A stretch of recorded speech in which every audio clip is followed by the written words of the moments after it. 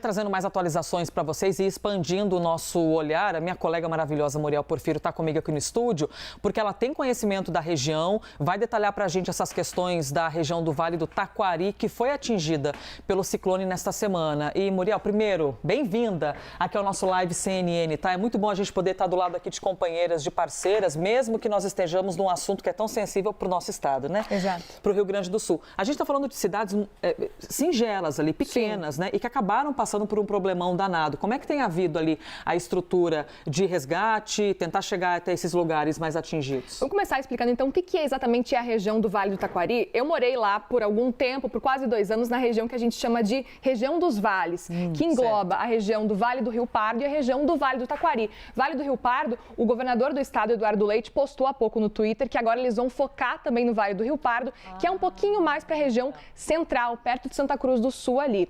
Agora, Vale do Taquari. A gente preparou uma arte que mostra um pouco desse cenário. O Vale do Taquari, para a gente ter uma ideia mais ou menos do que é exatamente essa região, é a região que mais produz erva mate no estado. Então, ela é muito conhecida por causa disso. Tem em torno aí de 35 municípios também e são 360 mil habitantes, segundo o último censo divulgado e feito, na verdade, no ano passado pelo IBGE, lá em 2022. E aqui a gente consegue ter um pouquinho de noção do que exatamente é o Vale do Taquari.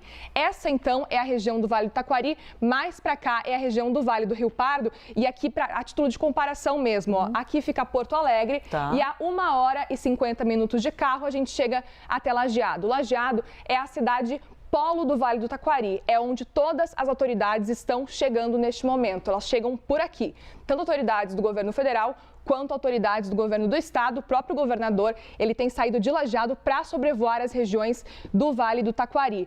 Lajeado é cidade polo, tem em torno aí de 90 mil habitantes, segundo o último censo. Ou seja, maior do que essas outras cidades que você está citando, muito maior. Como Mussum, por exemplo. A gente não chegou lá ainda, mas eu vou te mostrar que justamente se a gente subir um pouquinho mais agora, porque se a gente sai de Porto Alegre, em 1h50 a gente chega em Lajeado.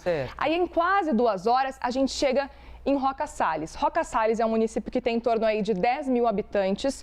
E sim, já tem 6 mortos confirmados hoje pela manhã. Subindo mais um pouquinho, a gente chega até Mussum, que é uma das cidades, municípios principalmente mais atingidos. Estamos falando aí de centenas de pessoas que estão desalojadas, desabrigadas. E não só isso, tem 15 pessoas confirmadas, já 15 pessoas mortas em Mussum. É uma cidade que, segundo o último censo, só tem 4 mil habitantes. É uma cidade muito pequena e que já está sofrendo esse estrago que é gigantesco, né? A gente tem uma outra arte também que mostra um pouco desse cenário, para a gente entender um pouco dessa relação do Vale do Taquari com o Rio Taquari.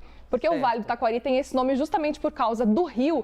Aqui a gente mostra só um trechinho dele, porque ele é bem grande, são 98 municípios que drenam esse rio. Então a gente consegue ver aqui Lajeado, que é uma das cidades atingidas e que passa bem então o rio Taquari, também Roca Sales e Mussum. O rio Taquari, ele acabou subindo mais de 30 metros acima do normal, do que era esperado. E é por isso então que a gente viu essa cidade de Mussum com 4 mil habitantes, Roca Sales com em torno aí de 10 mil habitantes, sendo praticamente destruídas. E agora é o trabalho das autoridades tentar resgatar essas pessoas todas. Muito importante a gente ter essa localização, essa visualização geográfica. Até peço a gentileza da gente voltar para o mapa anterior para fazer aqui uma pergunta para a Muriel. Porque no mapa anterior a gente consegue visualizar onde fica ali a região também de Porto Alegre. Muri, anteriormente a gente viu nas outras tragédias no Rio Grande do Sul que aqui nessa ponta, onde que nós vimos mais estragos, né?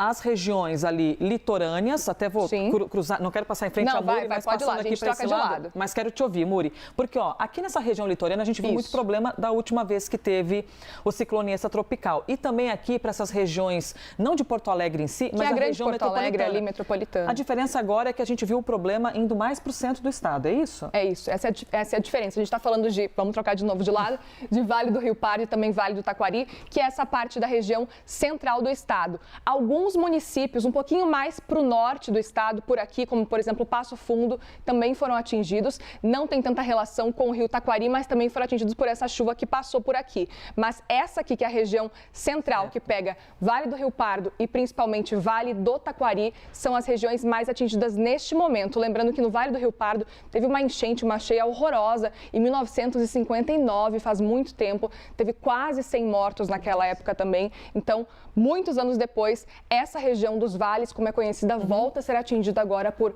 novas cheias.